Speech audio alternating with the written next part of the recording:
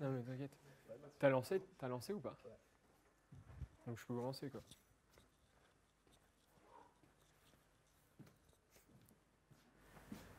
Okay. Bonjour à tous et à toutes. Donc bienvenue au premier exposé du séminaire Info pour tous. Donc aujourd'hui je vais vous parler moi Donc l'exposé d'aujourd'hui s'intitule le Deep Learning pour remplacer les postiers. Et le but de l'exposé c'est de vous présenter le Deep Learning qui est un peu le domaine en explosion en ce moment, en plein essor. Et de vous montrer comment, grâce au Deep Learning, on peut lire automatiquement le code postal qui se trouve sur les enveloppes. D'accord ? Et ça, en fait, c'est une tâche actuellement qui est faite par les postiers. Mais si le Deep Learning est capable de le faire, ça veut dire qu'il est capable d'exécuter à la place du postier cette tâche-là. Et on peut se demander s'il est capable d'exécuter en fait toutes les tâches du postier. Et à la fin, on essaiera de répondre à la question si vraiment le Deep Learning va remplacer les postiers. Ça. Donc pour commencer, imaginez que c'est la fin des vacances. Vous avez passé de super vacances à la plage et vous voulez envoyer une carte postale à quelqu'un qui vous est cher pour lui partager vos vacances. Et ce que vous allez faire, donc vous allez écrire la carte postale, vous allez la mettre dans une enveloppe et vous allez la mettre à la poste. Et avant de la mettre à la poste, vous devez écrire sur la carte le code postal de l'enveloppe. D'accord ? Pourquoi ? Parce qu'il y a quelqu'un à la poste qui va réceptionner votre enveloppe et qui va trier les enveloppes selon la destination, selon le code postal. Pour qu'ensuite, il y ait des camions spécifiques à certaines destinations qui prennent les courriers de cette destination-là et qui les livrent. D'accord ? Et du coup, on peut se demander si ça ne serait pas possible d'automatiser cette tâche, parce que c'est vraiment une tâche simple pour l'humain, c'est-à-dire qu'il a juste besoin de lire des codes postaux et les mettre dans une certaine case. Et donc, c'est une tâche qui est vraiment facile et pas forcément très intéressante pour l'homme. Donc, on pourrait se demander si on pourrait l'automatiser. Donc, plus précisément, cette tâche, on peut la décomposer en 4 sous-tâches. Premièrement, qu'est-ce que doit faire le postier ? Il a un tas d'enveloppes, il doit être capable de sélectionner une des enveloppes du tas. Deuxièmement, il doit être capable de prendre une photo, alors lui ou on doit prendre, si on devait l'automatiser, qu'est-ce qu'on devrait faire ? On devrait prendre une photo du code postal, d'accord ? Ensuite, on devrait être capable de lire le code postal. Qu'est-ce que ça veut dire lire ? Le code postal, c'est quoi ? C'est une image écrite manuscritement, d'accord ? Il y a 5 chiffres écrits manuscritement. Et nous, ce qu'on voudrait faire, c'est lire le code postal, c'est-à-dire transformer cette image-là de 5 chiffres en une suite de 2 chiffres. OK, ça c'est la troisième étape. Et la dernière étape, c'est une fois qu'on sait lire le code postal, répartir l'enveloppe en fonction de la destination. D'accord ? C'est les 4, en gros, les 4 sous-tâches. Donc la tâche 2, en fait, en 1870, on a réussi à la résoudre. Comment ? Grâce à l'invention de la photographie. D'accord ? Ensuite, les tâches 1 et 4, on a réussi à les résoudre au début du XXe siècle avec l'essor des machines. Et en fait, il y a la troisième tâche, par contre, qui a mis beaucoup plus de temps avant d'être résolue, parce qu'elle a été résolue qu'en 1998, donc c'est beaucoup plus tardif. Et en fait, c'est précisément cette tâche-là qui va nous intéresser aujourd'hui. Donc nous, ce qu'on souhaite, c'est convertir cette image en une suite de 5 chiffres. Et en fait, cette tâche-là, on peut la décomposer en 2 sous-tâches. Premièrement, on peut commencer par séparer l'image que vous avez à gauche en 5 sous-images, où chaque image contient un seul chiffre, de la manière suivante. Et deuxièmement, une fois qu'on a décomposé en 5 images, on peut essayer de transformer chaque image en le chiffre qui se trouve sur cette image-là. D'accord ? Et en fait, précisément dans cet exposé, c'est même le deuxième sous-problème qui va nous intéresser, parce qu'en vrai, faire le premier sous-problème, c'est facile. Découper une image en 5, c'est pas le plus dur. Et par contre, le 3.2, c'est la tâche la plus dure, et c'est celle-là qui va nous intéresser aujourd'hui. Donc concrètement, qu'est-ce que c'est notre problème ? C'est on prend en entrée une image de chiffres, d'accord ? Et on veut trouver comment extraire de cette image de chiffres le chiffre qui se trouve sur cette image. Donc ça, c'est notre problème. Alors la question que j'ai envie de vous poser, c'est d'après vous, est-ce que vous pensez que c'est un problème facile, ça ? Non, je vois des noms, mais est-ce que vous pourriez argumenter ou... Ouais. Ouais. Si c'est mal écrit, ça serait difficile à lire, c'est ça ? Pour la machine ? Alors, est-ce que pour vous, en tout cas, c'est une tâche difficile ? Est-ce que pour vous, ça paraît une tâche difficile ?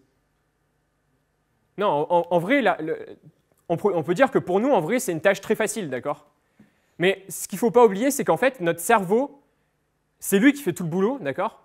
Et en fait, notre cerveau, il est extrêmement fort. Elle est facile parce que notre cerveau, il est extrêmement fort et il le fait automatiquement, mais en vrai, pour une machine, ou même de manière générale, ça n'a rien d'évident, et c'est une tâche qui est vraiment très dure. Et historiquement, ce n'est pas pour rien que les premiers résultats ont été obtenus qu'en 1990, parce que c'est vraiment une tâche dure. Donc obtenue en 1990 par Yann Lequin, En 1998, Yann LeCun, la même personne, a commencé à obtenir les premiers résultats, les premières performances humaines, c'est-à-dire que ces algorithmes marchaient aussi bien que les humains pour la reconnaissance de chiffres. Et en 2000, son algorithme était utilisé pour lire les montants des chèques de 10% des chèques américains. Donc ça montre que l'algorithme est vite devenu populaire et on l'a vite utilisé. Et en fait, ce problème-là est difficile pour la machine pour deux raisons. La première raison, c'est qu'en fait, c'est très très dur de décrire un chiffre. Alors par exemple, est-ce qu'il y aurait quelqu'un qui pourrait essayer de me décrire 0, genre qui pourrait me décrire ce que c'est 0? Non, personne? Bon, enfin, normalement, naturellement, 0, ça devrait être ça pour vous, d'accord? C'est-à-dire une boucle. Si on devait décrire 0, on dirait, je pense que tout le monde dirait normalement que c'est une boucle. Mais en vrai, le problème avec cette définition-là, c'est que, ok, c'est une boucle, mais moi, je vous avais demandé de le définir, mais vous ne m'avez pas défini ce que c'est une boucle. Vous m'avez défini ce que c'est un 0 en disant que c'est une boucle, mais qu'est-ce qu'une boucle? Alors, une boucle, on pourrait dire que c'est un trait qui part d'un point et qui revient à un point, d'accord? Mais maintenant, c'est quoi un trait? D'accord? Donc, un trait, c'est quoi? Ce serait une suite de points qui se touchent, mais si un trait, je le décris comme ça, je ne fais pas rentrer la notion d'épaisseur, par exemple, dans le trait. Or, un cercle, si le trait il est trop épais, on n'aura plus le rond au milieu, le rond noir au milieu va disparaître, et au final, ça sera plus un cercle, d'accord? Donc, il faut que dans la définition, il y ait la notion d'épaisseur qui rentre. Donc ça, par exemple, c'est encore un cercle. Celui-là, il est très fin, c'est encore un cercle. Mais par exemple, ça, c'est encore un cercle, mais pourtant, ce n'est pas une boucle. D'accord? Mais est-ce qu'il y a un trou en haut à droite? Ouais, donc en fait, ça passe pour nous parce que le trou, on va dire qu'il est petit. Mais ça veut dire quoi un trou petit? Parce que là, le trou, il est beaucoup plus gros. Pourtant, c'est encore un 0 pour nous. Et à quel moment on s'arrête? À quelle grandeur de trou on s'arrête? Par exemple, ça, c'est encore un trou, enfin, c'est encore un 0, mais cette fois-ci, le trou, il est plus pareil qu'avant parce que les deux bouts, ils ne se rejoignent pas vraiment. Il y en a un qui passe au-dessus, l'autre qui passe en dessous. Et ça, c'est encore un 0, mais pourtant, il y a deux petits points à droite. D'accord? Et ça, c'est encore un 0, mais pourtant, c'est plus du tout une boucle. Ça, c'est un 0 fait vite, où la boucle a été mal finie. Et donc, du coup, si vous me dites qu'un 0, c'est une boucle, ben, ça ne colle pas à cette description-là.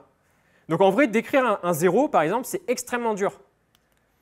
Bon, et le deuxième problème, c'est que pour une même forme, donc là, on a vu des formes différentes pour 0, mais le deuxième problème, c'est que pour une même forme, ben, vous pouvez avoir des formats très différents a priori.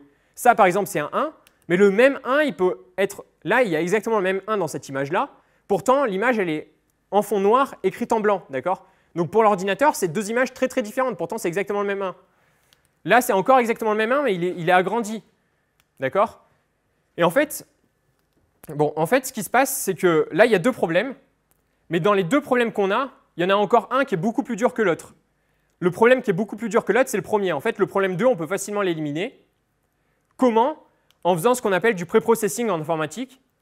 C'est quoi le pré-processing? C'est l'idée de prendre les images en entrée, de les faire passer dans un premier programme qui va les mettre toutes dans le même format. Et une fois qu'elles sont toutes dans le même format, là, on va commencer à essayer de lire les chiffres qui se trouvent sur l'image. D'accord? Donc, par exemple, on a une image de 1 et le format qu'on pourrait imposer, c'est déjà, on va les pré-processer pour qu'elles soient toutes en nuances de gris. D'accord? Ensuite, on pourrait les pré-processer pour qu'elles soient toutes écrites en fond noir, en blanc sur fond noir. Alors là, c'est totalement arbitraire. Blanc sur fond noir, ça aurait pu être l'inverse, ça aurait pu être noir sur fond blanc. Enfin, c'est totalement arbitraire. Mais on peut, au moins, il y a qu'un des deux cas possibles. Et troisièmement, on peut les redimensionner pour qu'elles fassent toutes 28 par 28 pixels. D'accord? Et en fait, cette phase d'uniformisation des formats, elle est vraiment facile. Et donc, du coup, on peut le faire assez simplement. Et donc, nous, on va supposer dans l'exposé qu'elle a déjà été faite. D'accord? Donc, en gros, si vous voulez, le problème simplifié qu'on va considérer aujourd'hui, le problème exact qu'on va considérer, c'est je vous donne en entrée des images de chiffres comme ça, donc qui sont en nuances de gris, écrites en blanc sur fond noir et de taille 28 par 28. Et on doit trouver une manière automatique de transformer ces images-là en le chiffre qui se trouve sur l'image. D'accord? Donc, en fait, même si on a simplifié le problème ici, ça reste toujours un problème très dur. Et en fait, la première difficulté, elle reste et c'est la principale. D'accord? Le fait qu'on a plein de manières de décrire, enfin plein de formes différentes pour un même chiffre, la difficulté, elle n'a pas été éliminée et c'est un problème toujours très dur. Mais on va voir que ce problème-là, il va devenir facile quand on va se mettre à utiliser du deep learning. Donc le deep learning, c'est une sous-catégorie. Alors deep learning, ça veut dire apprentissage profond. Et c'est une sous-catégorie du machine learning, qui veut dire apprentissage automatique. Et c'est une sous-catégorie de l'intelligence artificielle. Donc les trois, à peu près, ils ont commencé à émerger, on va dire 1960 jusqu'à 1980, d'accord? Le machine learning, il a commencé à être vraiment utilisé au début des années 80, et le deep learning, il a vraiment explosé très récemment, au début des années 2010, donc vers 2012 à peu près. Et pour vous montrer l'essor du deep learning actuellement, ça c'est le nombre de citations de 2011 à 2017 des trois pionniers du deep learning. Donc Yoshua Bengio, Yann Lequin, qui est français d'ailleurs, et Geoffrey Hinton. Et donc vous pouvez voir que là, ça augmente de manière exponentielle. Donc ça montre bien que les gens sont en train vraiment de considérer sérieusement ce domaine-là. Je fais juste une toute petite pause dans la vidéo pour vous montrer le programme qu'on saura faire à la fin de l'exposé. Alors bien sûr, on ne va pas voir le code de ce programme-là ensemble, mais en tout cas, on verra tous les concepts qui permettront de le réaliser. Donc qu'est-ce que fait ce programme-là? En fait, il est capable de reconnaître les chiffres que vous écrivez. Donc par exemple, là, j'écris un 7, hop, et ici, vous pouvez voir le degré de certitude que le programme associe à chaque chiffre. Donc c'est le programme qui donne son propre degré de certitude. Et donc là, typiquement, il donne un degré de certitude de 100% pour les chiffres 7 et 0 pour les autres. Donc on peut essayer avec un autre chiffre, par exemple 1. Donc là, vous voyez que pour ce 1-là, pour ce chiffre-là, il donne un degré de certitude de 50% pour le 7 et de 47% pour le 1. Donc là, il sait pas trop. Parce que souvent, les gens écrivent le 1 avec une barre en dessous. Donc si je rajoute là maintenant 94%, et on peut essayer plein d'autres chiffres. Donc là, 6, il détecte bien le 6. On peut faire un tout petit 3 en bas. Le 3, c'est bon, etc., etc. Ok, donc maintenant qu'on a compris très précisément ce qu'on allait faire dans cet exposé-là, on va essayer de voir comment on va faire pour résoudre ce problème. Donc premièrement, première étape très simple, on va définir les termes du problème précisément pour bien comprendre de quoi on parle. Et deuxième étape, on va essayer de résoudre, de passer véritablement à la résolution. Donc commençons par essayer de définir les termes du problème. Alors première question, qu'est-ce qu'on doit définir dans cet exposé-là? Alors déjà, les objets, c'est-à-dire qu'est-ce qu'un chiffre, qu'est-ce qu'une image, d'accord? Et ensuite, quelle est la transformation? C'est-à-dire, nous, ce qu'on veut, c'est transformer une image de chiffre en le chiffre qui se trouve sur l'image, mais ça veut dire quoi concrètement transformer? Bon, commençons par la définition d'un chiffre. Bon, je ne vais pas rentrer dans la définition mathématique de 0, de 1, etc. Juste, je développe un petit peu pour que vous compreniez ce que j'entends par chiffre. Par chiffre, j'entends soit 0, soit 1, soit 2, etc. jusqu'à 9, d'accord? Ça, c'est les chiffres pour moi, ok? Ensuite, au niveau de l'image, avant de vous parler d'une image, je vais vous parler de ce que c'est un pixel. Donc un pixel en nuance de gris, parce que dans l'exposé, on va considérer des images en nuance de gris. Donc c'est quoi un pixel en nuance de gris? C'est tout simplement un numéro, un nombre entier, entre 0 et 255 inclus, d'accord? Donc par exemple, 12, c'est un pixel en nuance de gris, d'accord? Et en fait, le 0, ça représente la couleur noire, et le 255, ça représente la couleur blanche. Ok, donc maintenant qu'on sait ce qu'est un pixel, on peut comprendre ce que c'est une image. Une image, c'est tout simplement un tableau de pixels. D'accord, donc c'est très simple. Ça, par exemple, c'est une image qu'on considère. Donc nous, les images, elles font 28 par 28.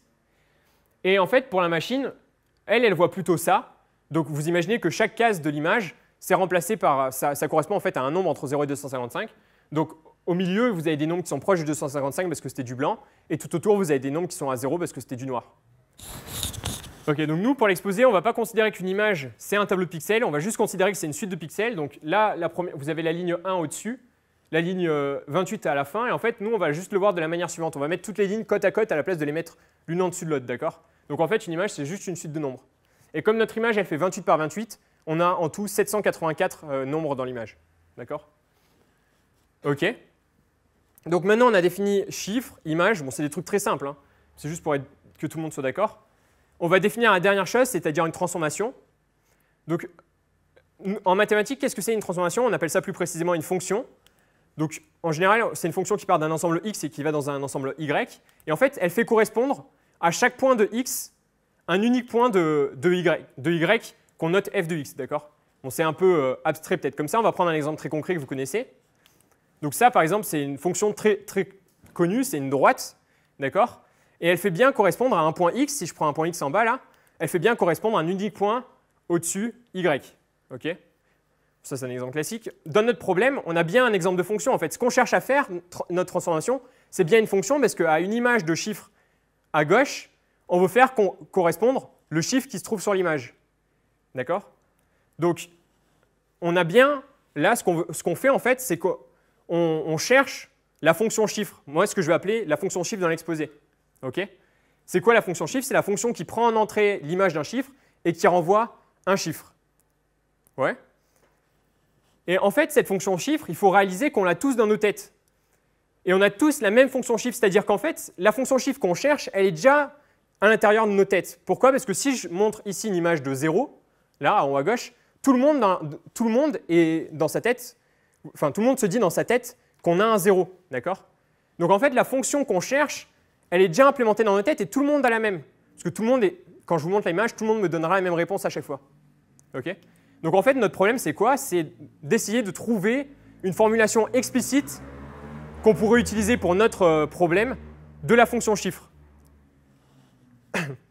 Donc plus concrètement, on veut passer de ça à ça. Ok, et surtout, ne pas oublier qu'une image, pour nous maintenant, c'est juste une suite de chiffres. Donc en gros, ce qu'on va faire, c'est transformer cette suite de chiffres-là en le chiffre qui est à droite.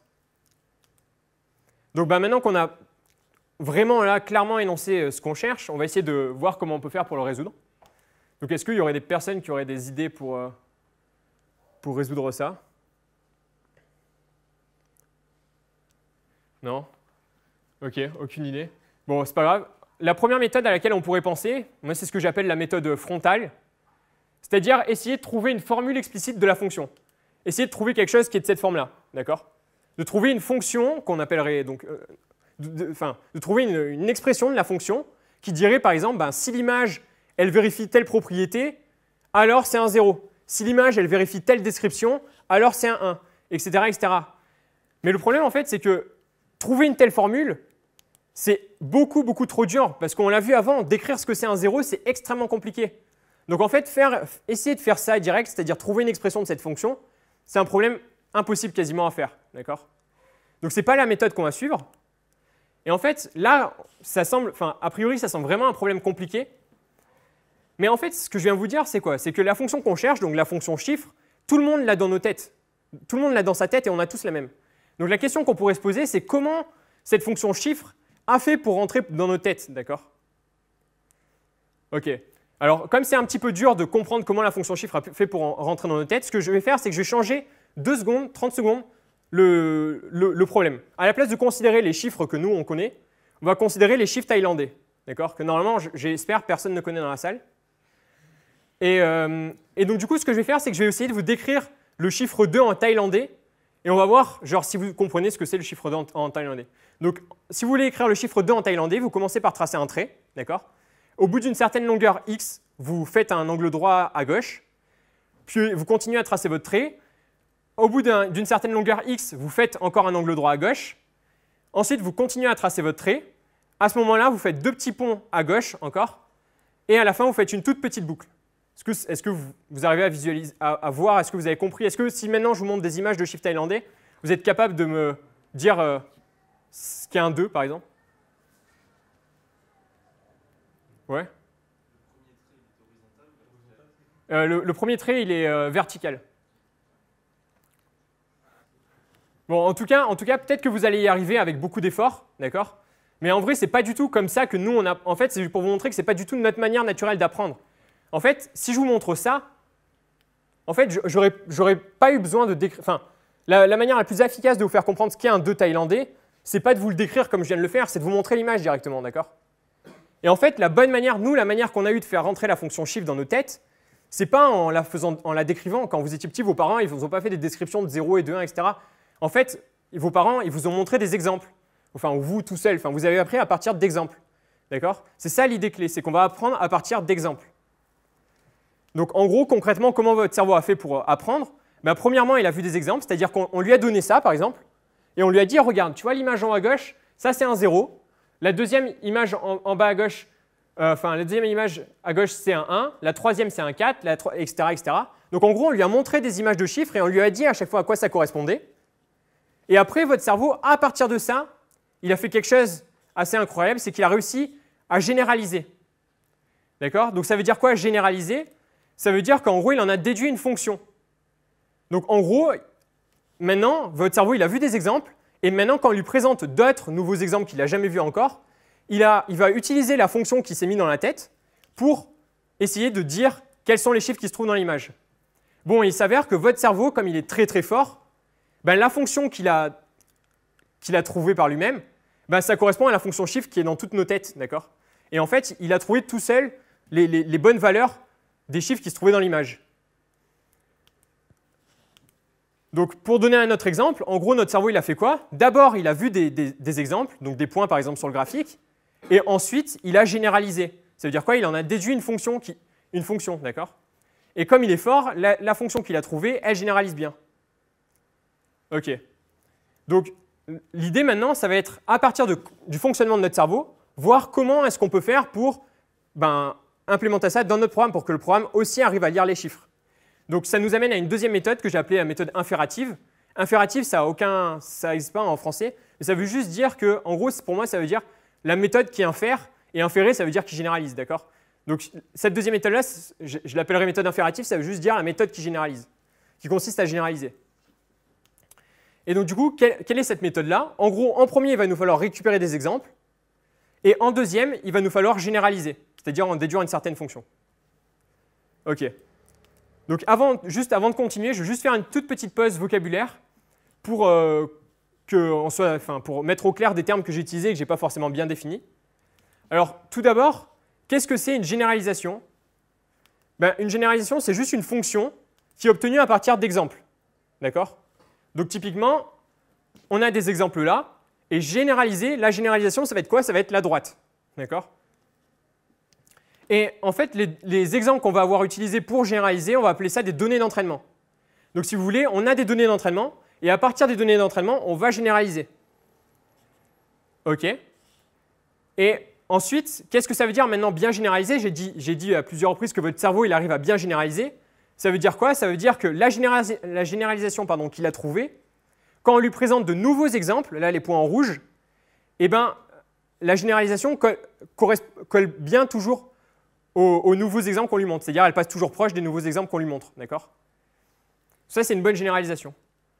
Et les nouveaux exemples qu'on a utilisés pour évaluer si la généralisation est bonne, c'est ce qu'on appelle des données de test. Donc en gros, c'est comme à l'école. Les données d'entraînement, c'est ce qui va nous permettre d'apprendre notre cours. D'accord?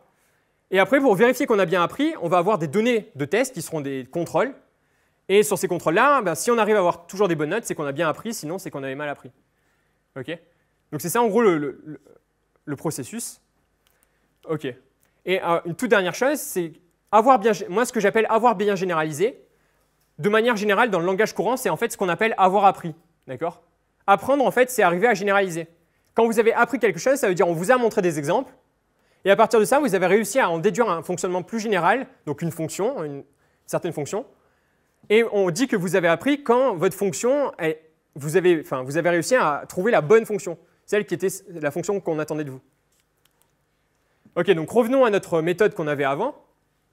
Donc on a dit que la méthode inférative, elle consiste à quoi? À récupérer des exemples dans un premier temps, et ensuite généraliser à partir des exemples. Donc la question qu'on peut se poser là, c'est le deuxième point, je vous dis, OK, il faut généraliser, mais la question c'est récupérer des exemples, ça n'a pas l'air trop dur, je vous en ai montré plein depuis le début.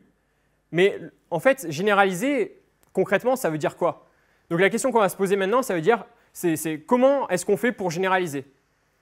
D'accord? Donc,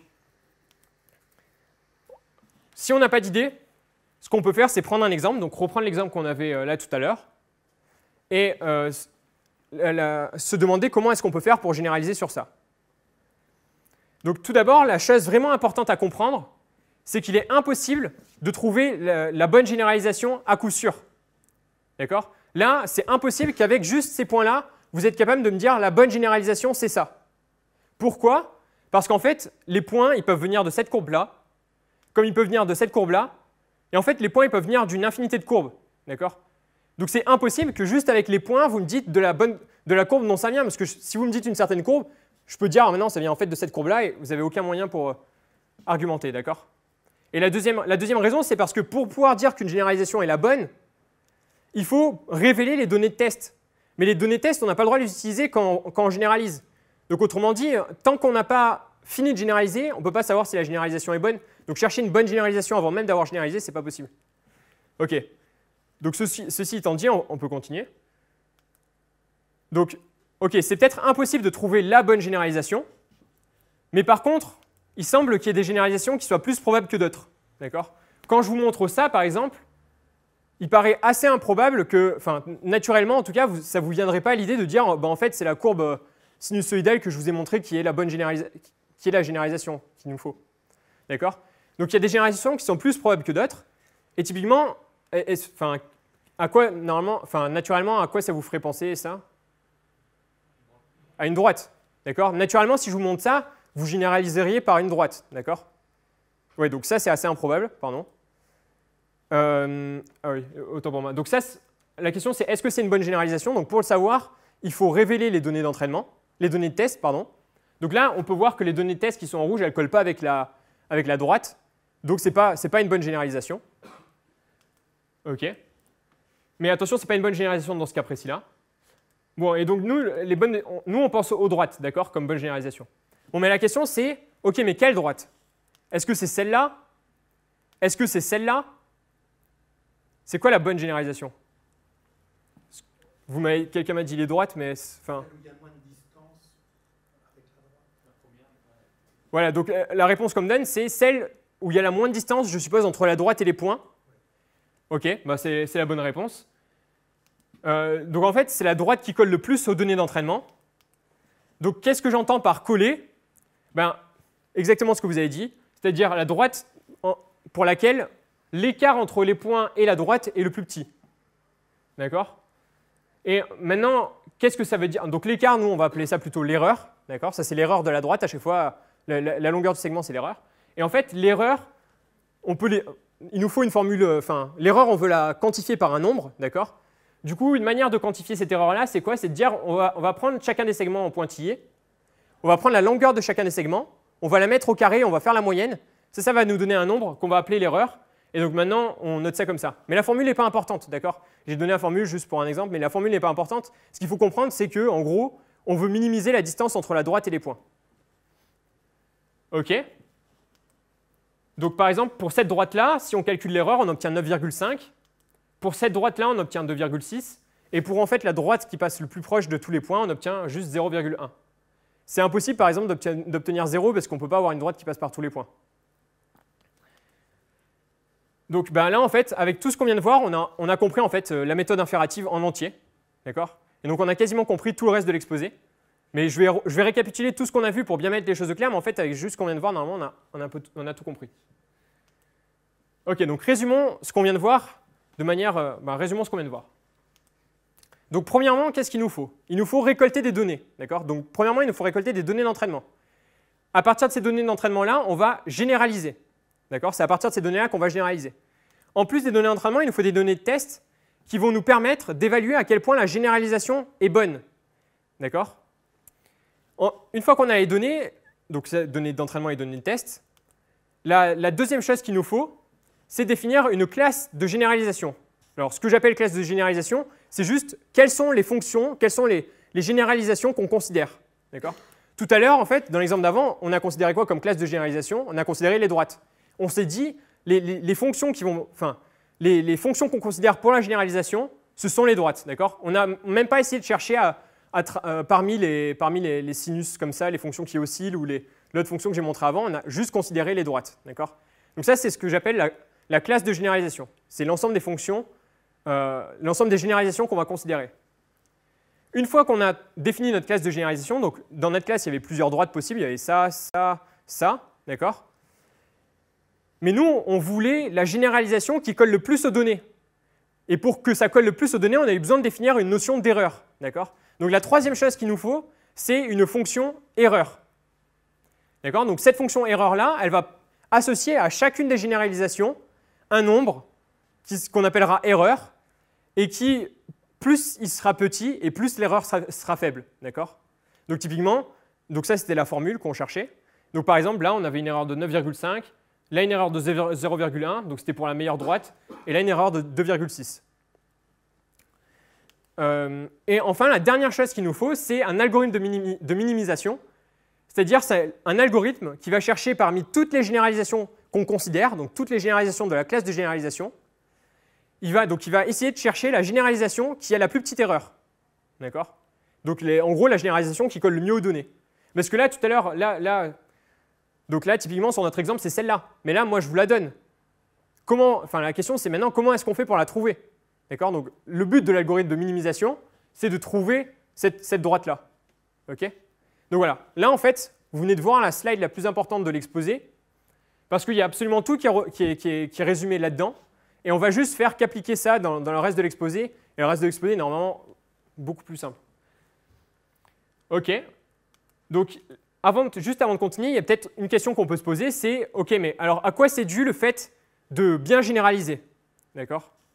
Donc, ça, c'est les 4 points de la méthode. Les 4 sont forcément importants pour bien généraliser, mais il y en a surtout 3 qui sont vraiment très, très importants. Le premier, le deuxième et le quatrième. En fait, alors, pourquoi les données d'entraînement sont vraiment importantes dans le fait de généraliser? Parce que plus vous allez avoir de données d'entraînement, plus ça va être facile de généraliser. Imaginez que je vous demande d'être capable de reconnaître le chiffre 2 à partir d'une image de chiffres.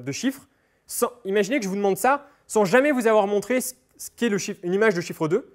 Ben, ça va être beaucoup plus difficile normalement pour vous que si je vous ai montré genre 10 images de chiffre 2 avant. D'accord? Donc on sent bien que plus on a de données, et plus c'est facile de généraliser. Ok, donc ça c'est le premier point. Le deuxième point, la classe de généralisation. Ben, en fonction de la classe de généralisation que vous allez utiliser, vous allez considérer, ben, ça va être plus ou moins simple de bien généraliser. Enfin, vous allez avoir plus ou moins de chances de bien généraliser. Donc typiquement, sur notre exemple-là, la bonne classe de généralisation, c'était les droites. Et en fait, sur notre exemple qu'on a là, ben, la bonne classe de généralisation, donc sur le problème qu'on considère, ça va être les réseaux de neurones profonds. Donc en anglais, Deep Neural Networks. OK. Et le dernier point important, c'est l'algorithme de minimisation. Donc on va l'aborder un tout petit peu plus tard dans l'exposé. Et cet algorithme de minimisation, il y a beaucoup de recherches qui sont faites à ce niveau-là. Et il y a beaucoup d'algorithmes différents qui existent. Nous, on va voir le plus simple possible de tous. Je fais juste une toute petite pause dans la vidéo pour répondre à une toute dernière question avant de continuer. Et la question, c'est qu'est-ce que faire du deep learning?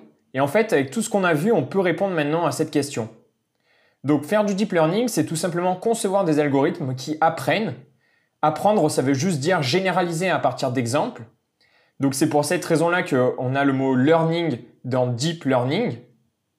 Donc faire du deep learning, c'est concevoir des algorithmes qui apprennent en utilisant des deep neural networks.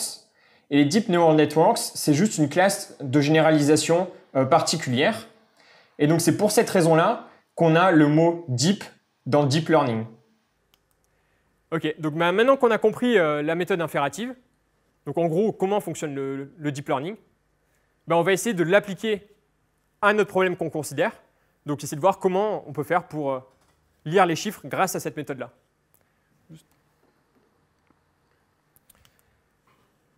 Ok, donc essayons d'appliquer cette méthode. Donc la méthode, comme on l'a écrit il y a 5 minutes, il y a 4 points, d'accord, dedans. Ben, on va commencer tout simplement par le premier point. Déjà, la récolte des données. Ok. Donc, premièrement, pour faire du deep learning, il va nous falloir récolter des données. Mais la question, c'est comment on fait pour récolter des données? Comment, d'après vous, on peut obtenir Enfin là, si je reprends la slide d'avant, là, j'ai des images de chiffres avec les nombres associés. Mais comment je peux faire pour les récolter? Est-ce que quelqu'un aurait une idée?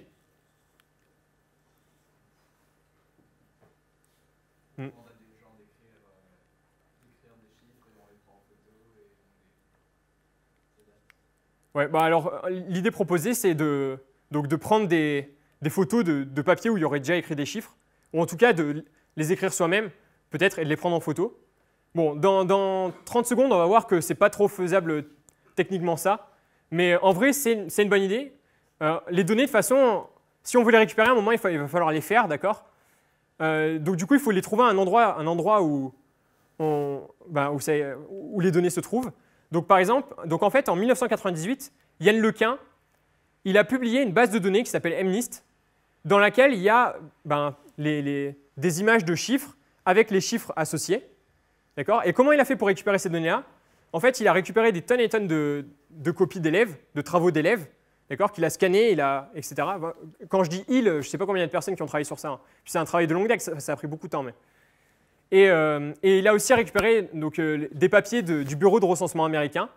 Et à partir de ça, il a réussi à extraire les chiffres et après, il les a retravaillés, c'est-à-dire qu'immédiatement, il n'est pas obtenu aux chiffres que vous voyez en noir, là, en blanc sur noir. Il les a préprocessés lui aussi et il en a fait cette base de données-là. Donc, les données sont composées de données d'entraînement. Alors, est-ce que quelqu'un aurait une idée de combien il y a de données dans la base de données? Combien il y a de données d'entraînement dans la base de données? Genre 100, 1000, 10 000, 100 000, 1 million? Plus? 50 000? Ok, t'es vraiment pas loin, 60 000. Mais donc c'est vraiment beaucoup. À la main, les 60 000 à la main, je pense que...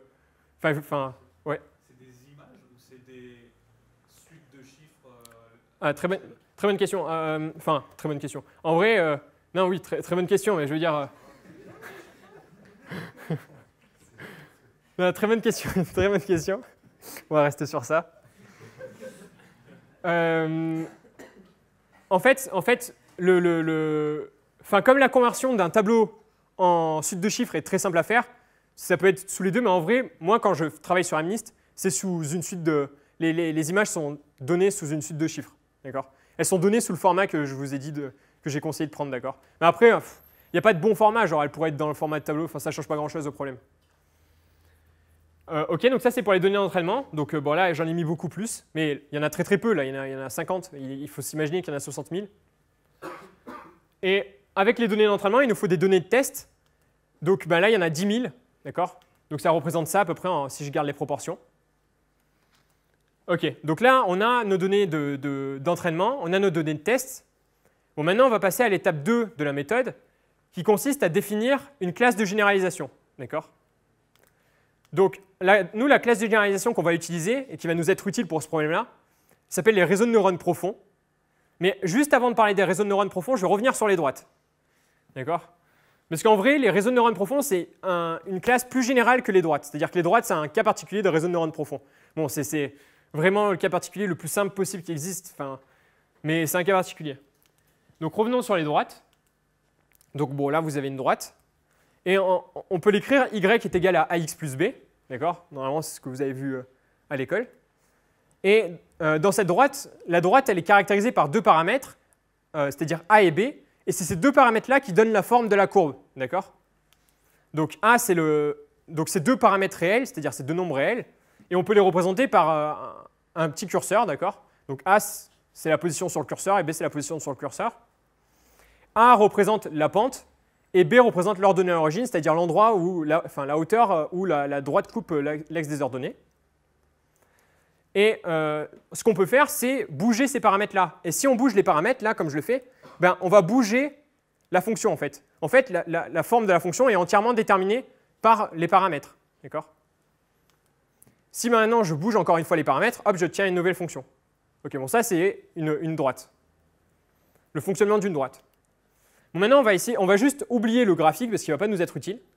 En fait, la droite, on va juste la voir comme un processus de calcul. C'est quoi une droite? C'est quelque chose qui prend un nombre en entrée, x, qui le multiplie par a, qui lui ajoute b, et à la fin, ça donne un nouveau nombre qu'on appelle y. D'accord? C'est juste ça, une droite. On peut le voir juste comme une simple suite de calcul. Et donc, par exemple, si j'ai des nombres là à gauche et que je les rentre successivement dans le réseau, donc je mets 1, ça va avec les paramètres a et b que j'ai ici juste au-dessus, là, ça va me renvoyer 1,5. Si je mets 1,5 en entrée, ça me renvoie un 55. 3, ça me renvoie 1,7. Bon, d'accord, je range juste des nombres dans une droite. OK. Maintenant, ce qu'on peut faire, c'est essayer de changer les valeurs des paramètres. On a vu que quand on changeait ça, ça changeait l'allure de la courbe. Et si on change les valeurs des paramètres et qu'on remet les mêmes nombres, en entrée, cette fois-ci, on va obtenir des nombres différents en sortie. D'accord? Donc, si je mets 1 en entrée, maintenant, avec ces nouveaux paramètres, les nouvelles valeurs des curseurs, j'obtiens 2,8 en sortie. Si je mets 1,5, j'obtiens 2,65. 3, 2,2. D'accord? On peut le refaire encore une troisième fois, on peut rechanger la valeur des curseurs, et cette fois-ci, quand je repasse les mêmes nombres, je obtiens encore des nombres différents à la sortie. Donc 1,5, ça me donne 1,55, 3, etc. Bon, bref. Ok, donc ça, c'était pour les droites. Bon, maintenant qu'on a bien appréhendé les droites, Là, ça peut paraître trivial, mais en vrai, ça est totalement utile pour juste ce qu'on va voir juste après. Maintenant, on va passer aux réseaux de neurones profonds. Et on va commencer par des réseaux de neurones pas trop profonds, de profondeur 1. D'accord? Et après, on verra les réseaux de neurones un peu plus profonds juste après. Ok, donc ça, c'est un réseau de neurones. D'accord? Donc, ok, ça peut paraître vraiment compliqué, mais vous inquiétez pas, c'est vraiment simple à comprendre. C'est vraiment très très simple à comprendre, c'est juste un gros schéma. Ok. Donc, avant même d'expliquer comment fonctionne un réseau de neurones, on va expliquer ce qu'il fait, en gros, ce qu'il prend en entrée, ce qu'il donne en sortie. Donc là, il prend en entrée des images. Donc rappelez-vous, une image, c'est une suite de chiffres pour nous, d'accord? Et comme les images, elles sont 28 par 28, il y a 784 chiffres dans l'image. Ok? Et en fait, si vous voulez, le réseau il va prendre en entrée une image. Ça veut dire qu'en gros, x0, on va mettre dans x0 la valeur du premier pixel, dans x1 la valeur du deuxième, dans x3 la valeur du troisième, etc. jusqu'à x783. D'accord? Je commence la numérotation à 0, donc il y avait un 784 nombre. Ok, donc on rentre l'image dans le réseau. Ensuite, par une série de calculs que je vais décrire juste après, on va calculer des y.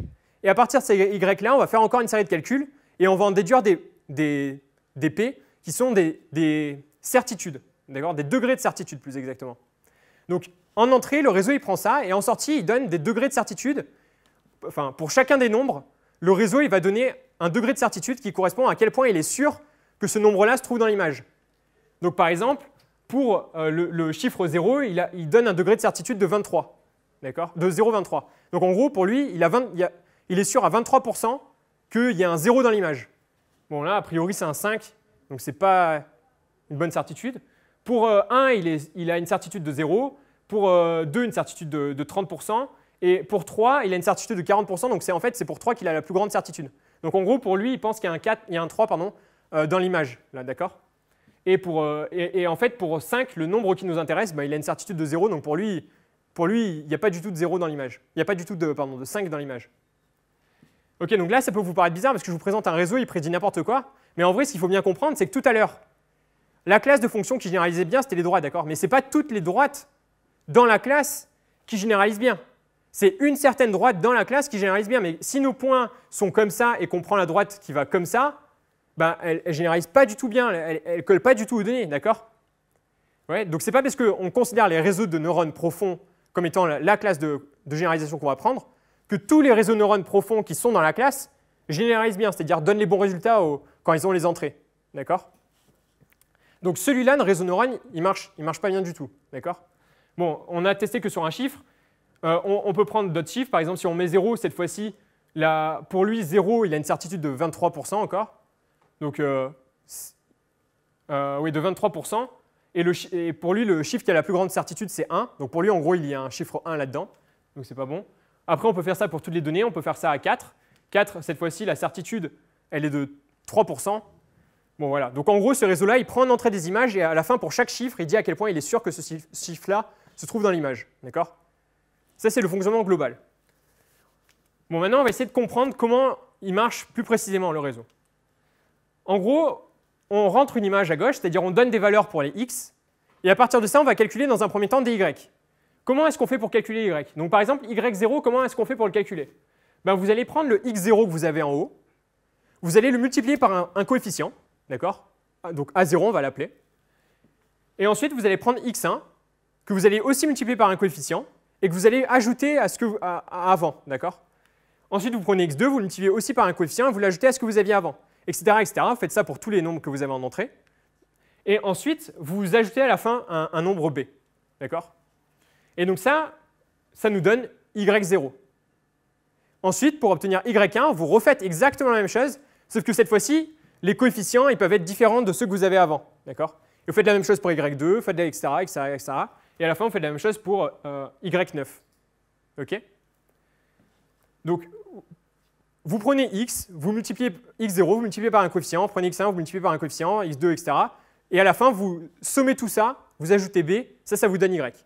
Bon, maintenant, c'est comment est-ce qu'on fait pour passer de y à la certitude. Bon, là, la formule est un peu plus compliquée, mais ce n'est pas ça qui est intéressant dans l'exposé. D'accord? Donc, c'est une formule mathématique très classique pour, en gros, transformer les y en des nombres entre 0 et 1, de telle sorte à ce que la somme fasse 1. Donc ça, c'est juste une formule qui permet de faire la transformation qu'on veut. Et bon, je ne vais pas développer dessus. Il y a juste la fonction exponentielle qui rentre en jeu, c'est cette fonction-là. C'est une fonction mathématique assez connue.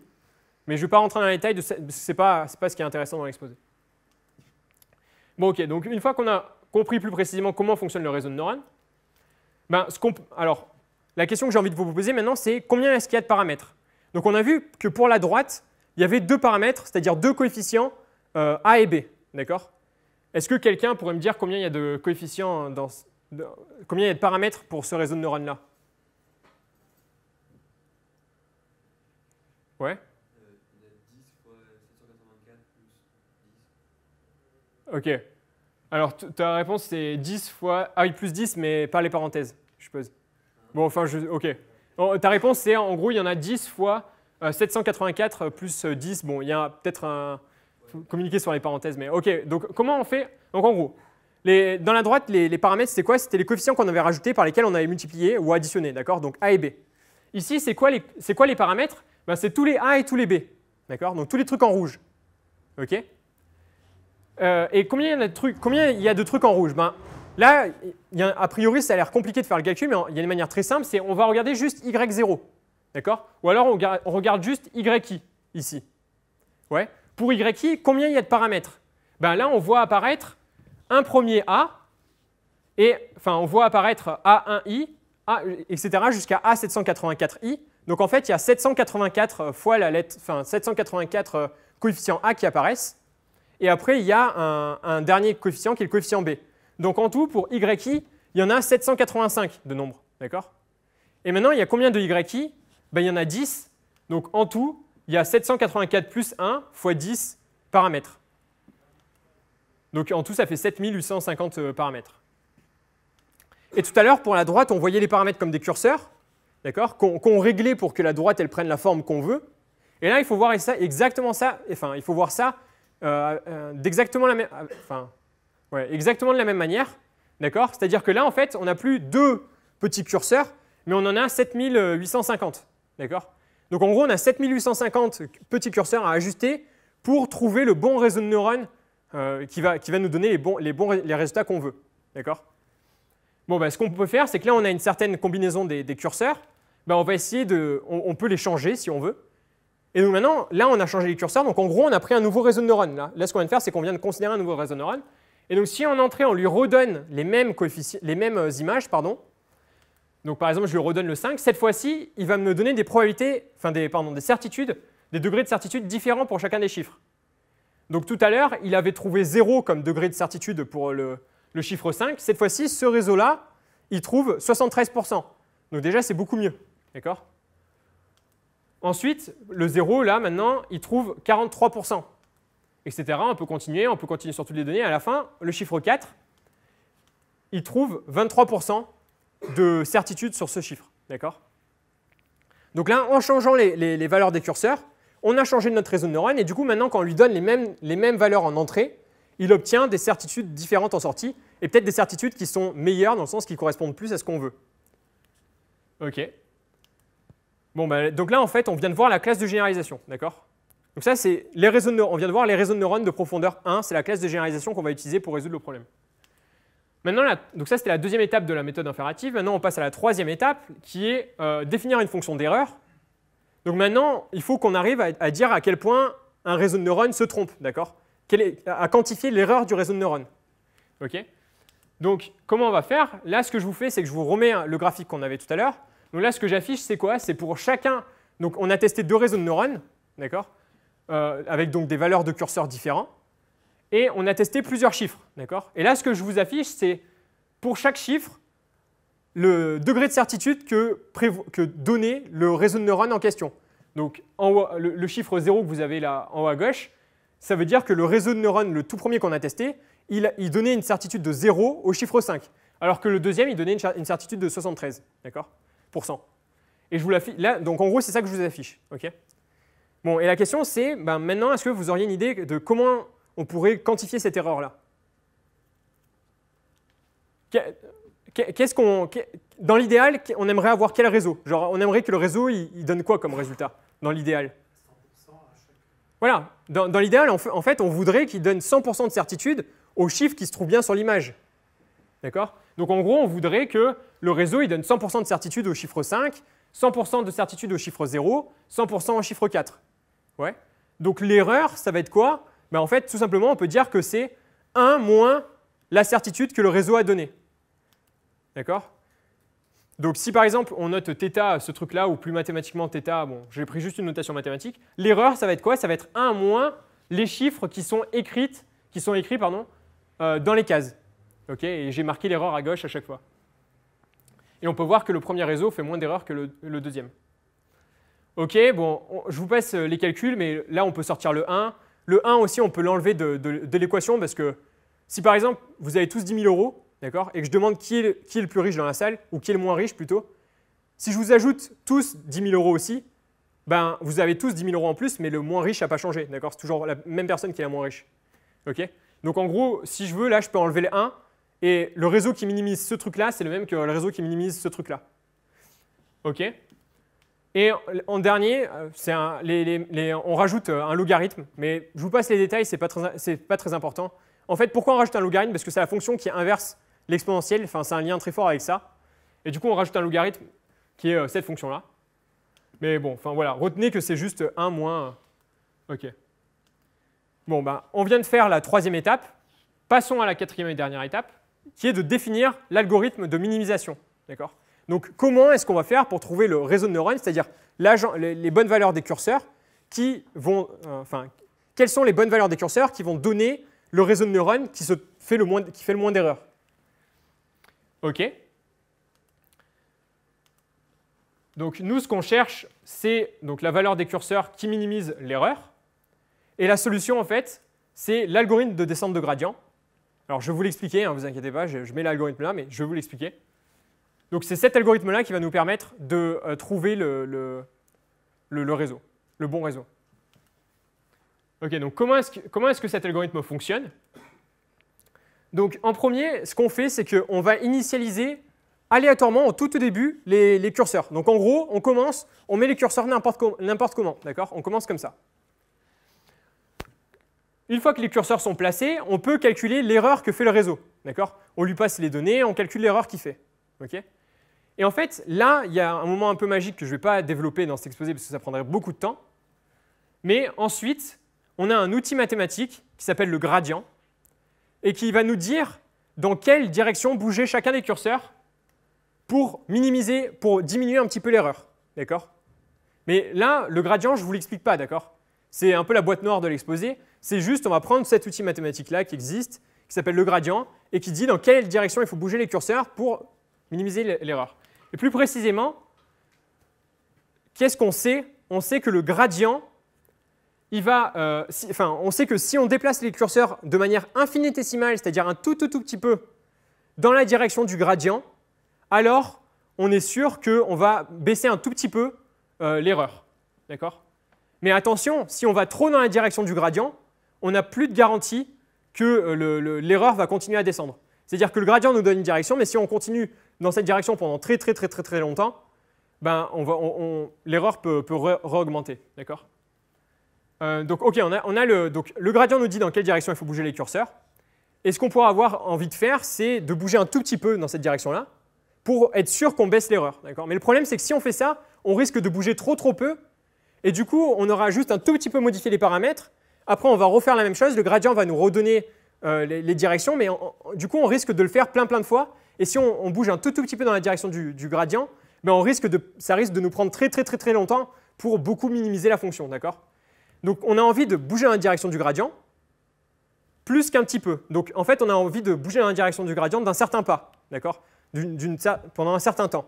Et en fait, ce temps, il est caractérisé par alpha, le alpha qui est ici, qu'on appelle le learning rate. Bon, je vais revenir juste après, dans 2 secondes. Donc, en gros, on rajoute un coefficient qu'on appelle alpha, et donc c'est nous qui le définissons. D'accord? C'est totalement arbitraire, c'est moi manuellement qui dit, pendant alpha temps, je vais me déplacer dans cette direction-là. D'accord? Et le alpha, il ne faut pas qu'il soit trop petit, parce que s'il est trop petit, on va mettre beaucoup de temps pour minimiser la fonction. Et il ne faut pas qu'il soit trop grand, parce que s'il est trop grand, on n'a plus trop de garantie. Enfin, ça se trouve, la fonction, elle va re-augmenter. D'accord? Ce n'est pas très rigoureux ce que je raconte, mais c'est l'intuition qu'il faut en avoir du alpha. OK. Donc du coup, ce qu'on peut faire maintenant, c'est une fois qu'on a le gradient, on va bouger, on va suivre les conseils du gradient, on va bouger les curseurs dans les directions données par le gradient. De ça, on obtient une nouvelle erreur. Donc là, l'erreur, elle passe de 12,3 à 12,1. Elle diminue un petit peu. Et ensuite, on va répéter le processus, c'est-à-dire qu'on va recalculer le gradient maintenant. Le gradient nous redit dans quelle direction il faut bouger un petit peu les curseurs, et etc., etc., etc. Et ça, en fait, on va le faire n fois. Et n, donc n, ça va être en gros le nombre d'étapes, le nombre d'itérations de ce processus-là. Le nombre d'étapes où on calcule l'erreur, puis le gradient, puis on bouge les curseurs selon le gradient, puis on recalcule l'erreur, etc., etc. On va le faire n fois. Donc maintenant, juste au niveau du vocabulaire, pourquoi on appelle ça descente de gradient? Parce que le gradient, il nous donne quoi? Attendez d'ailleurs. Ok. Non, autant pas. Il faut bien remarquer un truc, c'est qu'il y a un moins devant le alpha. Hein. Et, parce que là, il y a une erreur que je viens de dire depuis le début, c'est que moins le gradient nous donne la direction dans laquelle l'erreur diminue. C'est-à-dire, vous prenez le gradient, la direction opposée du gradient, et ça vous dit dans quelle direction le gradient diminue. Ok, donc pourquoi on appelle ça descente de gradient? Parce que quand vous suivez l'opposé de la direction du gradient, ça vous fait descendre l'erreur, d'accord, diminuer l'erreur. Donc c'est tout simplement pour ça qu'on appelle descente de gradient. D'accord, parce que quand on suit le gradient, l'erreur descend. Ok, alpha, on appelle ça le learning rate. En général, on le prend entre 10 puissance moins 4 et 10 puissance moins 3. Et n, on appelle ça le nombre d'époques. Donc ça varie beaucoup selon les problèmes qu'on considère. Ok, bon, maintenant qu'on a compris toutes les étapes, ce qu'on va faire, c'est qu'on va tester. Je vais juste fermer ça. Ok, donc j'ai un petit programme ici. Attendez. Ok. Donc, je vais vous montrer. Donc, j'utilise Python. Hein, le programme a été fait en Python.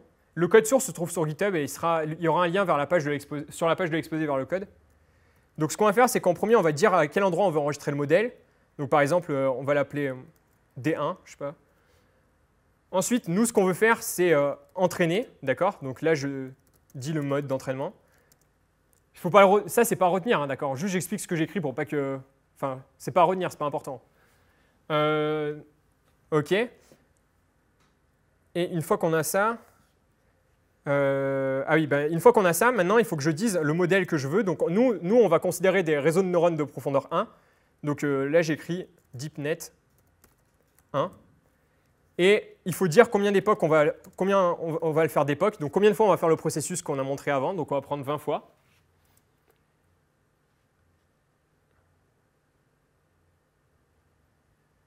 Ok. Donc là, ce que vous voyez, là, à droite de l'écran, là, c'est la loss. Donc ça, c'est l'erreur, en fait. En anglais, on appelle ça plutôt loss. Donc vous voyez que l'erreur, elle descend, là, au cours de l'entraînement, 0,33, 0,31, etc., etc. Et ça, c'est l'accuracy. C'est-à-dire, en gros, c'est la précision, c'est le taux de bonne réponse. D'accord? Donc c'est, en gros, là, pour l'instant, le réseau, il a 91% de bonne réponse, 92, 80, 92, etc. Mais ce qu'il faut comprendre, c'est que c'est l'accuracy sur les données d'entraînement. Donc en fait, elle n'est pas trifiable. En gros, là, l'accuracy qu'il vous donne, donc la précision qu'il vous donne, c'est en gros le taux de bonne réponse sur les données sur lesquelles il s'est entraîné. Donc c'est un peu triché, donc on ne peut pas vraiment se fier à ça. Donc là, je l'ai entraîné 20 fois, on pourrait l'entraîner plus, peut-être que ça monterait plus, mais le but, c'est, on va passer 40 ans dessus. Donc une fois qu'on a entraîné notre réseau, qu'il a été enregistré, etc., on va le tester pour voir ce que ça donne. Donc là, à peu près, on va le tester.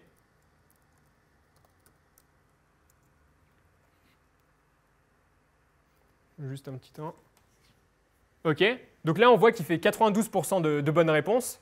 Et on me propose, si je veux, d'afficher des mauvaises réponses du réseau pour voir où est-ce qu'il se trompe.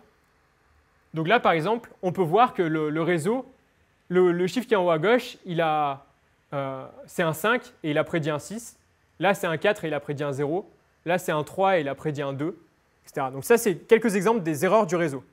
Et souvent, des fois, regarder les erreurs du réseau, ça permet de comprendre ce qui ne va pas dans le réseau et de modifier le réseau. Parce que là, je vous ai montré les réseaux les plus simples, mais il y a plein de réseaux qui sont beaucoup, beaucoup plus compliqués.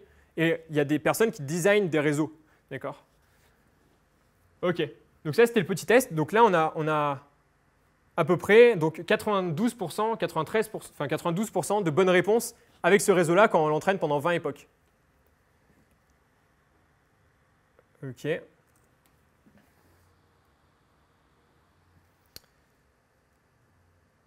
Ok, donc ça, c'était les réseaux de neurones de profondeur 1. Mais en fait, ce n'est pas forcément la meilleure classe de généralisation qu'on puisse considérer. Maintenant, on va regarder les réseaux de neurones de profondeur 2. D'accord? Donc, qu'est-ce que ça change?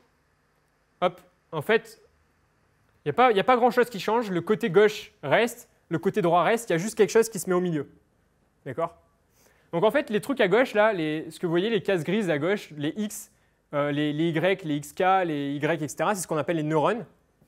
Et là, ce que vous voyez à gauche, le premier bloc de gauche, ça s'appelle une couche. Au milieu, vous avez ce qu'on appelle des non-linéarités et une autre couche. Et après, vous avez un softmax. Bon, et là, je vais essayer de détailler un petit peu ce qui se passe dans ce réseau de neurones-là. Donc, à gauche, vous avez toujours la même formule que tout à l'heure. C'est toujours le même principe pour calculer. Vous prenez vos x, vous les multipliez par des coefficients, vous ajoutez un b à la fin, vous sommez tout, vous obtenez un y. Bon, maintenant, la question, c'est comment on fait pour passer du y au x0? En fait, on le passe dans une petite boîte que j'ai appelée relu ici. C'est une non-linéarité. Et en fait, le relu, à quoi il ressemble? Il ressemble à ça. Donc, en gros, à gauche, quand le x est plus petit que 0, la sortie vaut 0. Et quand le x est plus grand que 0, la sortie vaut x. D'accord? Je vais expliquer dans 2 secondes pourquoi on a introduit ça, etc. Je vous présente juste et après. D'accord? Et la deuxième étape, en fait, c'est exactement la même formule que la première. D'accord? Donc, on a refait le même principe, sauf qu'on a introduit des paramètres en plus. Là, les chiffres A, B, etc. en rouge, c'est des nouveaux paramètres qu'on introduit et qui peuvent être différents de ceux qu'on avait avant. D'accord? Donc, et à la fin, on a encore notre softmax, donc le truc avec les exponentielles qui n'est pas forcément très intéressant de comprendre. Enfin, c'est intéressant, mais pas forcément très utile pour l'exposer. Donc, on va se concentrer sur ces deux équations. Est-ce que quelqu'un, là, pourrait me donner combien il y a de paramètres, cette fois-ci, dans ce réseau-là? Non? Bon, enfin, vas-y. Non, mais... Ok, alors, bon, ok, très bonne réponse. Alors, déjà, ça dépend de cas. Alors, je ne sais pas si vous avez vu, mais ici, enfin, à gauche, je devrais plutôt montrer sur l'ordi où j'ai un pointeur, mais bref. Ici, là, j'ai introduit un nombre k, parce qu'en fait, là, rien ne nous empêche. Là, si on veut, on peut mettre k neurones ici. D'accord? Donc, d'accord, ça dépend du nombre k, mais faisons en fonction du nombre k. Genre, comment ça s'exprimerait en fonction. Combien il y a de paramètres à gauche, là? Donc, on a vu tout à l'heure, pour chaque y, il y en a 784 plus un b. Et combien il y a de y cette fois-ci? Il y en a k. D'accord? Et maintenant, à droite, combien il y a de paramètres? Pour chaque y0, pour chaque y', il y a combien de a? Il y en a k. Et il y a combien de b? Il y a 1 b. Et il y a combien de y? Il y en a 10. Donc en gros, ça donne cette formule-là. Bon, c'est juste des maths très basiques, d'accord? Le but, ce n'est pas de savoir calculer les paramètres, c'est juste OK. Et maintenant, moi, ce que j'ai fait là, c'est que j'ai pris k qui vaut 128. Et du coup, à la fin, ça donne 100 000, à peu près 100 000 paramètres, d'accord? OK. Donc maintenant, pourquoi est-ce qu'on a introduit les relus? En fait, si on ne fait pas ça, si on n'introduit pas les... Alors déjà, pourquoi... Bon, OK. En fait, ce qu'il faut comprendre, c'est que tout à l'heure, on avait des réseaux de neurones de profondeur 1, d'accord? Il y avait déjà beaucoup de paramètres, il y en avait 7000. Mais visiblement, si on n'a que 83% de réussite sur les données, ça veut dire que notre fonction, elle a l'air de pas être assez puissante, complexe, d'accord? C'est-à-dire qu'elle a l'air de pas être assez complexe pour saisir toute la complexité donc, du coup, qu'il y a dans les chiffres et pour pouvoir mieux les prédire. Du coup, l'idée qu'on peut avoir en tête, c'est d'ajouter des paramètres. Ouais. Pour rajouter de la complexité, on peut avoir envie de rajouter des paramètres. Et comment la manière naturelle de rajouter des paramètres? Enfin, il y a deux manières naturelles, mais en tout cas, la manière que je vous présente, c'est laquelle? C'est de rajouter des couches. D'accord? On peut rajouter des couches, on peut avoir l'idée de rajouter des couches. Et donc, en fait, si on ne met pas les relus, on a bien exactement 101 000 paramètres. Okay? Mais le problème, c'est que si on ne met pas les relus, on peut montrer mathématiquement que le réseau sans les relus, là, le Deep Neural Network de profondeur 2 sans les relus, c'est-à-dire sans la couche au milieu, il est équivalent en fait, à un réseau de neurones de profondeur 1. Donc en fait, en apparence, on a rajouté des paramètres, mais si on ne met pas de relus au milieu, en fait, c'était comme si on considérait notre réseau de neurones d'avant. On n'a pas rajouté de complexité. Donc en fait, toute la complexité, elle vient des relus. Ouais. Ok, donc en fait, là, on peut revoir ça comme des curseurs, et là, maintenant, il y en a encore beaucoup, beaucoup plus que ce qu'il y avait avant. Et l'idée, c'est de trouver les bons curseurs, à nouveau, qui vont permettre de trouver le bon réseau qui va bien généraliser. Bon, là, on peut retester.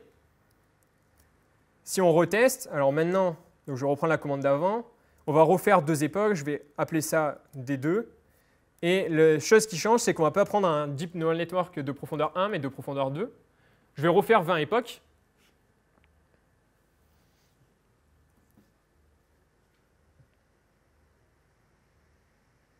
Alors peut-être ça risque de prendre un peu plus de temps. Donc toujours à droite, vous pouvez voir la loss qui diminue, donc c'est-à-dire l'erreur qui diminue.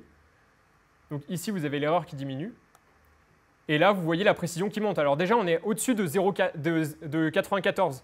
Donc tout à l'heure, on s'était arrêté à 92 et quelques. Là, on est au-dessus. On passe les 95. Donc combien il y en a? Il y en a 20. On est à 8.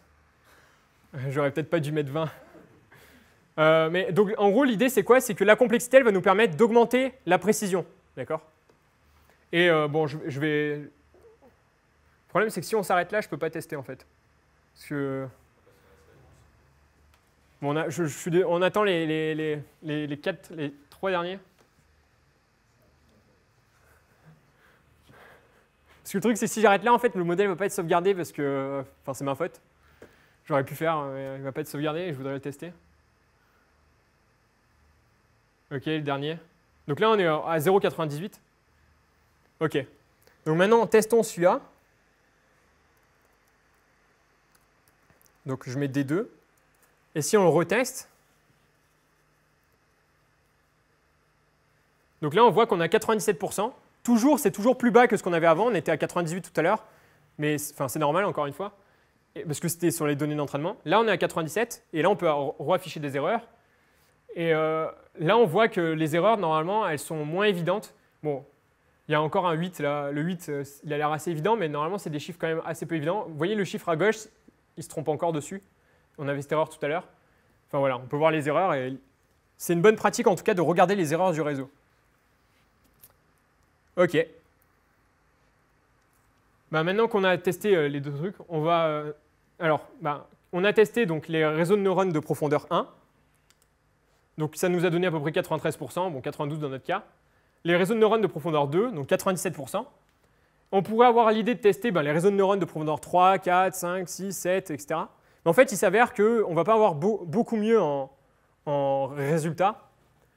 Et par contre, ce qu'on peut faire, c'est utiliser un autre type de réseau de neurones, qui est en fait un cas particulier du réseau de neurones précédent, qui a été introduit par Yann Lequin, qui s'appelle les Convolutional Neural Networks. En fait, la convolution en mathématiques, c'est une opération, et ce réseau-là utilise des convolutions.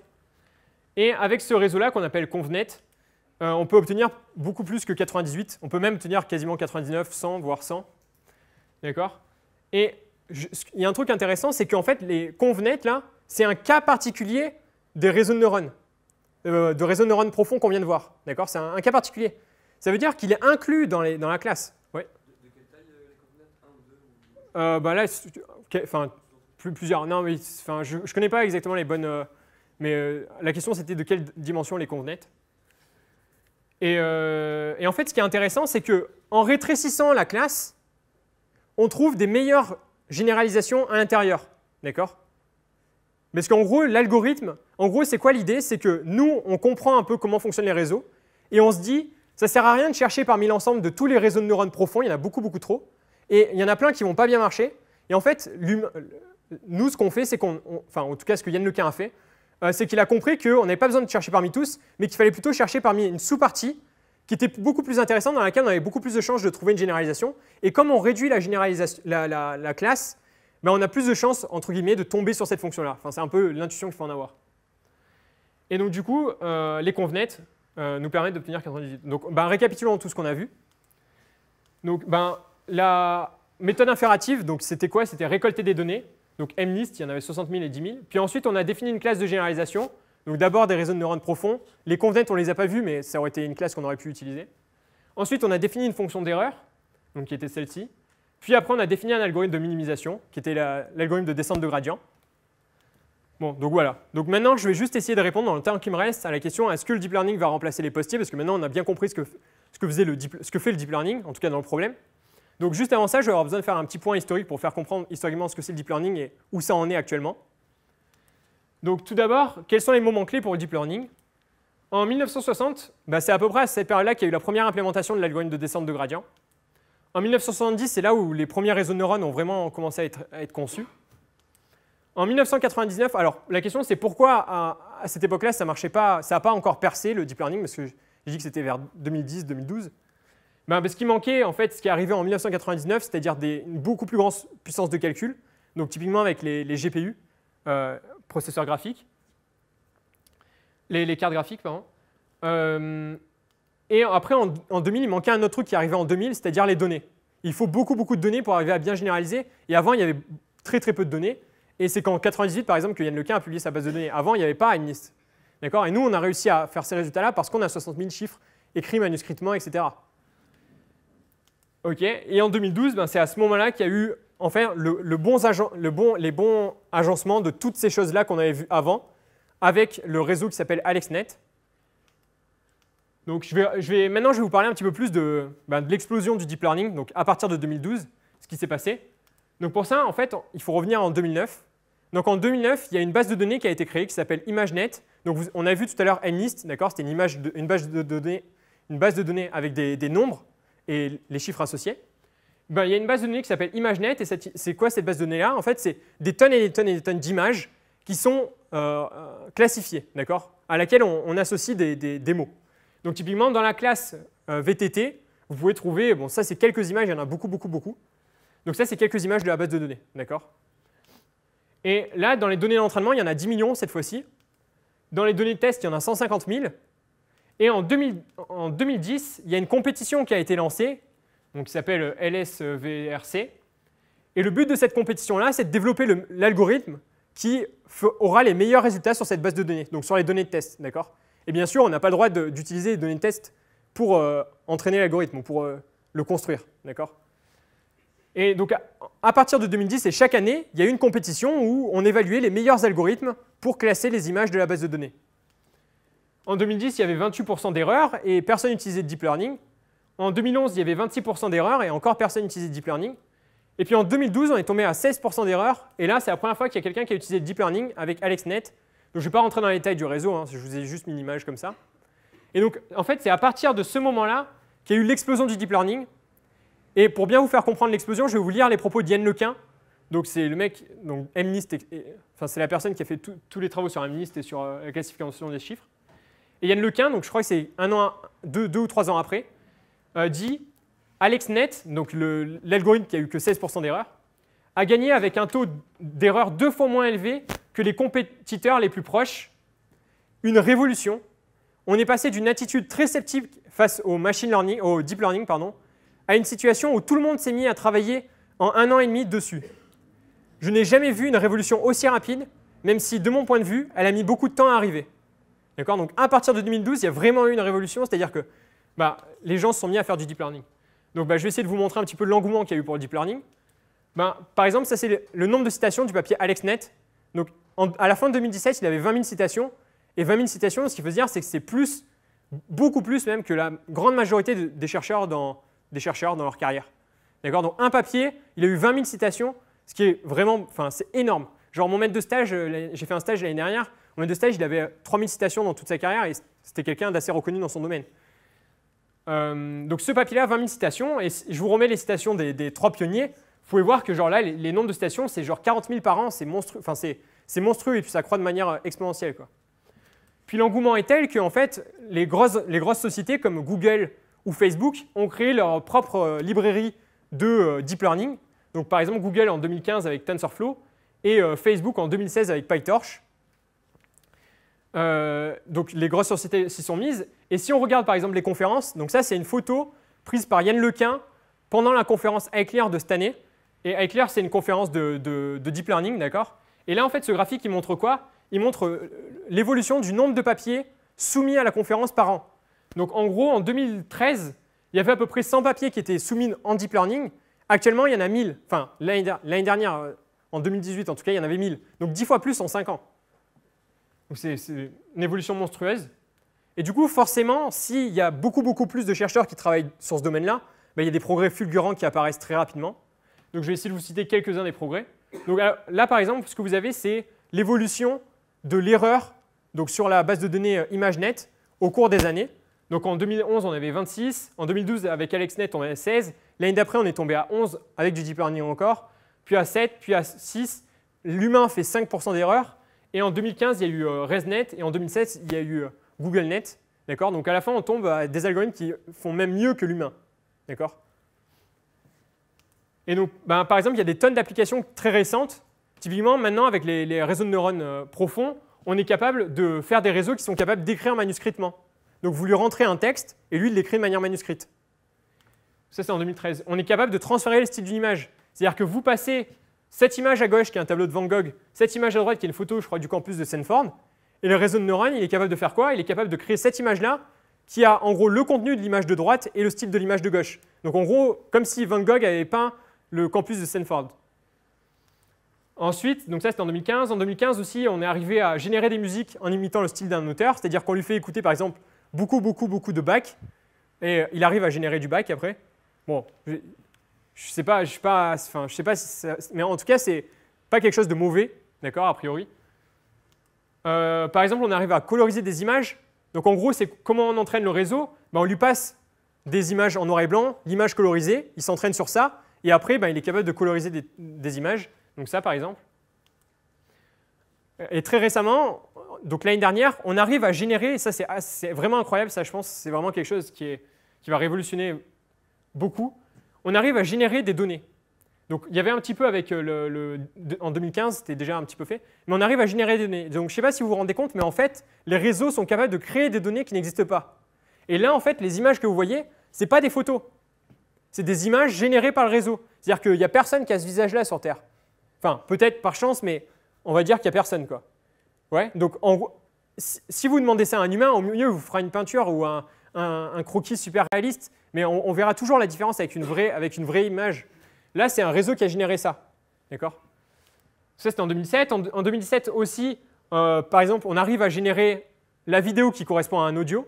Donc, ce que les personnes ont fait, c'est qu'ils ont pris un audio de Barack Obama, ils arrivent à régénérer une vidéo de Barack Obama où les lèvres bougent comme s'il disait vraiment le texte. On arrive aussi en 2007 à battre le champion du monde de Go. Donc le Go, c'est un jeu extrêmement compliqué. Et il y a 10 ans, on pensait que ça serait fait dans 50 ans. Et là, actuellement, ça a été fait l'année dernière. Où on arrive à, par exemple, détecter les cancers de la peau. Donc en gros, on lui montre Et en général, sur les problématiques comme ça, médicinales, les réseaux de neurones sont même meilleurs à terme que les médecins. D'accord ? Ils font moins d'erreurs que les médecins. Voilà, il y a des tonnes et des tonnes d'applications. Donc maintenant qu'on a mieux compris, en gros, quel est l'état du deep learning maintenant, on va essayer de répondre à la question, est-ce que le deep learning peut remplacer les postiers? Donc déjà, il faut se demander quelles sont les tâches du postier. Bon, en gros, moi j'ai essayé de résumer ce que fait le postier. Premièrement, il trie le courrier pour sa journée. Deuxièmement, il se déplace chez les particuliers pour le livrer. Troisièmement, c'est un truc qu'on oublie, mais qu'est-ce qu'il fait? Il met le courrier dans la boîte aux lettres. D'accord? Et quatrièmement, accessoirement, je pense, il peut discuter avec les gens, il y a une relation humaine qui peut être créée entre le postier et les villageois. D'accord? Pourquoi? Enfin, les personnes du village, quoi. Ok, donc la question c'est, dans ces tâches-là, quelles sont les tâches qui peuvent être faites par du deep learning ou qui peuvent être automatisables, et quelles sont celles qui ne peuvent pas? Ça, par exemple, ça peut être a priori automatisé avec le deep learning, comme on l'a vu avant. D'accord ? Se déplacer chez les particuliers, je ne sais pas si vous avez entendu parler des voitures autonomes, qui fonctionnent beaucoup mieux maintenant grâce au deep learning aussi, parce qu'ils sont capables de mieux détecter les objets, etc. Mais à la limite, on pourrait dire qu'avec des voitures autonomes, on pourrait assez facilement déplacer le courrier d'un point A à un point B. Bon, ce n'est pas encore extrêmement bon actuellement, mais on pourrait dire que c'est faisable. Mais par contre, mettre le courrier dans les boîtes aux lettres, moi personnellement, peut-être je me trompe, mais je pense que c'est une tâche extrêmement dure pour... déjà, un réseau de neurones qui est dans cet ordi, il ne va pas y arriver. Mais il faut imaginer un robot qui serait dirigé par un réseau de neurones, ou je ne sais pas, quelque chose. Mais en vrai, c'est une tâche extrêmement compliquée qui pour nous est extrêmement simple. Parce que, pourquoi? Premièrement, il faut arriver à détecter où est la boîte aux lettres. D'accord? Donc il y a plein de boîtes aux lettres différentes. Enfin, elles peuvent être, je ne sais pas, où est la boîte aux lettres et quelle est la bonne? D'accord? Si vous êtes dans un immeuble, il faut détecter les noms sur les boîtes aux lettres. Enfin, c'est pas facile. Et deuxièmement, il faut être capable, une fois que vous avez trouvé la bonne boîte aux lettres, d'ouvrir le le bout et de passer la lettre dedans, ce qui en vrai est une tâche vraiment compliquée à faire pour un réseau actuellement. D'accord? Donc en vrai, cette tâche-là, pour moi, la tâche 3, actuellement, c'est pas, enfin, je pense, peut-être je me trompe, mais je pense que c'est pas le cas. Et la tâche 4, discuter avec les gens, je pense que c'est pas encore satisfaisant actuellement. Donc la réponse, c'est actuellement, non, je pense pas que le deep learning va remplacer les postiers. Après, dans le futur, je sais pas. À voir. Bon, voilà. Bah, merci beaucoup pour ce que tu fais. Juste, j'aimerais beaucoup remercier Florentin et Vadim pour leur précieuse relecture.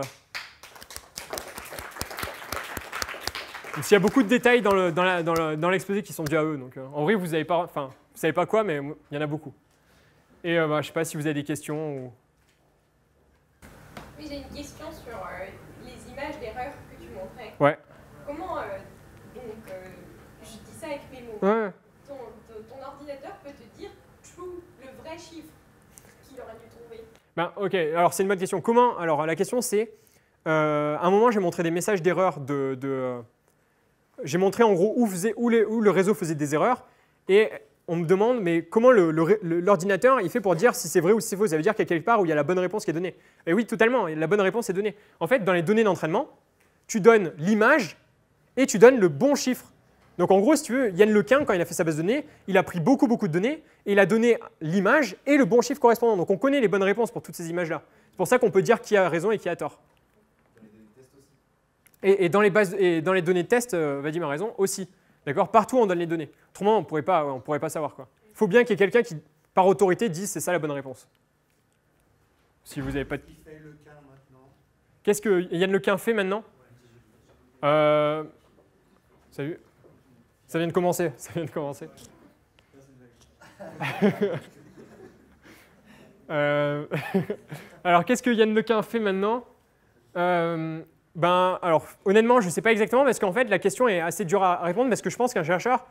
Alors, si vous me demandez de manière générale qu'est-ce qu'il fait, il a un temps dirigé FAIR, mais en même temps, il faisait de la. FAIR, c'est le labo d'intelligence artificielle de Facebook, mais en même temps, il faisait de la recherche. Enfin, c'était pas sa seule. Il est aussi enseignant, je crois, à New York University, NYU. Mais qu'est-ce qui, alors précisément dans son domaine de recherche, en tout cas un chercheur, ce qui est sûr, c'est que je pense que ça peut vite varier. Dans une année, il peut faire des travaux qui sont quand même assez différents les uns des autres. Après, globalement, il travaille dans le deep learning, quoi. Enfin, selon le degré de précision, il fait du deep learning ou alors il fait plein de choses différentes, quoi. Moi, personnellement, je ne connais pas assez bien. Oui. Juste un point pour la discussion avec le facteur.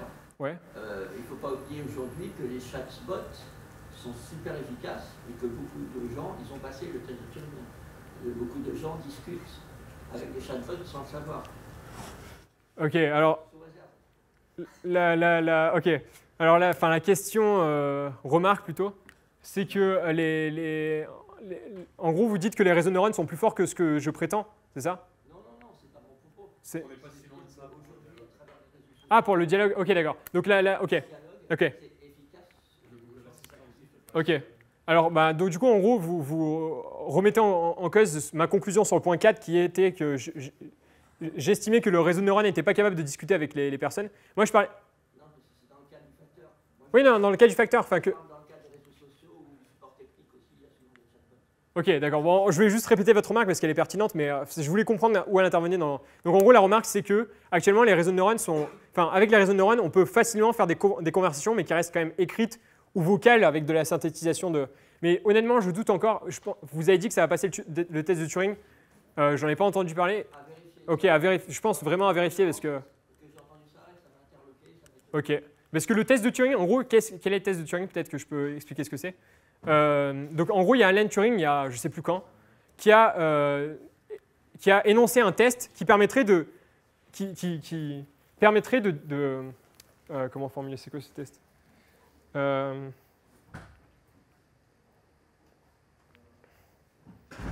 En fait, qu'est-ce qui permet de faire ce test? C'est une bonne question. Non, en gros, peut-être avec des erreurs, je dis ça. Décider si on peut simuler une intelligence ou pas. Tu penses, c'est ça? Ok, en tout cas, c'est quoi le test? C'est on met des personnes, d'accord, face à une machine, et elles savent pas si de l'autre côté de la machine, il y a une vraie personne qui parle, où il y a un programme informatique, d'accord? Et le but, c'est, pour le programme, de tromper les humains. C'est-à-dire que les humains doivent croire qu'ils parlent vraiment avec une vraie personne.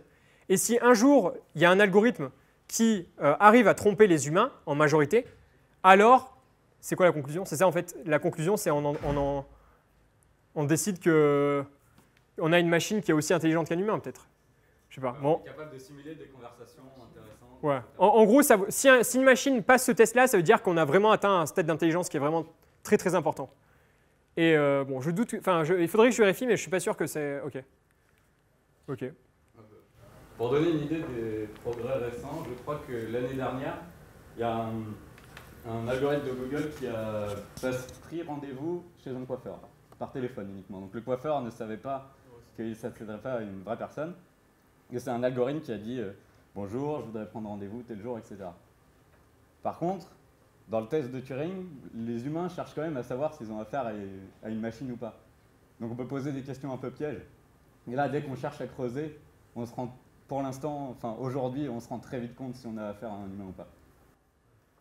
Ouais. C'est une bonne réponse. J'espère qu'elle a été enregistrée. Ok, bah, d'autres questions ou... Non? Bon, ok. Bah, merci beaucoup à vous d'être venus. Bonne soirée.